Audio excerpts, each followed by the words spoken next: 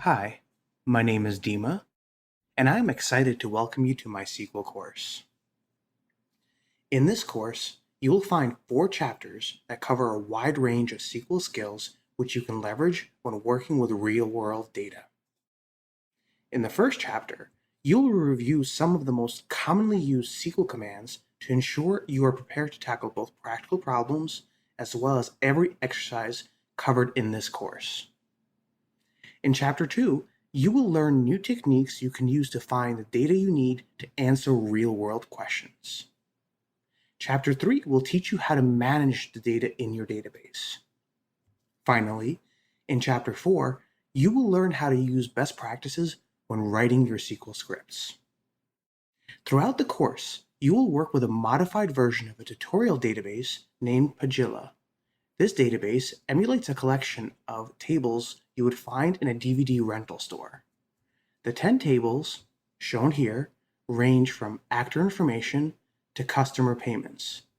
You will work with this database to sharpen your SQL skills for real-world applications.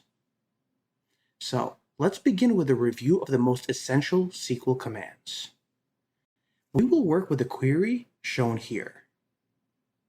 This query returns the title and the length of the longest-running family-friendly documentaries.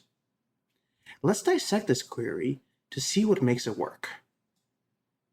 Virtually every SQL statement for returning data from a database will have a select and a from command. The select command must be followed by a comma-separated list of the names of the columns you want to be returned from your query. You can also use the star character to return all columns. The from command specifies the table that will be used in your query. In this portion of the query, we specify that the columns title and length are selected from the film table. To add on additional tables to this query, we need to use a join statement. Here, an inner join is used to bring in category information about films in order to identify which are documentaries. To effectively use a join, you need to first ensure that your first table has a clear alias by using the as command. Then, you need to specify the type of join you are using, in this case, an inner join. For this command, you need to specify the table you are joining to and the alias you are assigning to this new table. An inner join returns the records that exist in both tables based on the columns used to join them. In this course, we will exclusively rely on inner joins.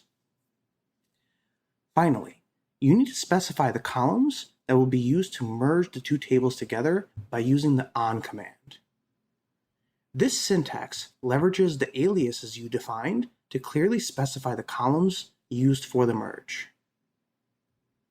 Next, a where statement is used to filter the results in order to return the documentaries that have family-friendly ratings, in our case G and PG. For this filter, a where command is used and is followed by the condition that must be met. To add additional conditions, in this case the ratings, the and command is used. Finally, the in command is used to create a list of items to filter the results. Since we are interested in returning the longest running films, we need to sort our results by length. This is accomplished by using the order by command, which must be followed by the column name used for sorting. Order by sorts in ascending order by default, so in order to return the longest running films, we need to use the DESC command to ensure the sort is descending instead. Putting all of these elements together returns the title and lengths of the longest running family-friendly documentaries.